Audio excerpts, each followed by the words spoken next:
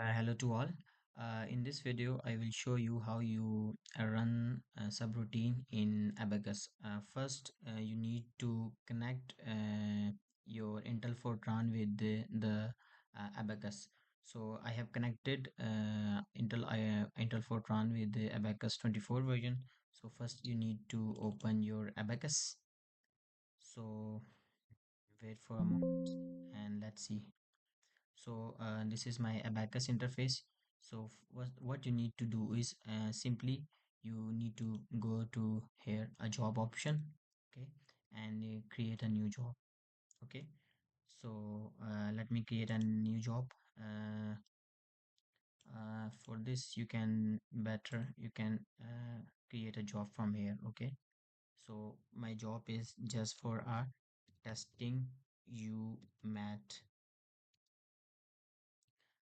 and you just go to the input file and go to the here. Okay, so I have kept my two files that are needed to run the subroutine in this here. Okay, so first you need to put input. Okay, so this is your input file, so you just need to put here input file and then continue, and then go to the general option, and here there's a option of user subroutine.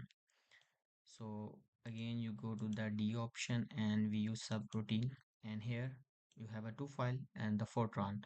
So it should be written, and the code should be written in a Fortran format. Okay, so you need to select this and here, and now you select your processor, how much processor do you. Okay, and just you need to submit the file and wait for a moment. Let's see.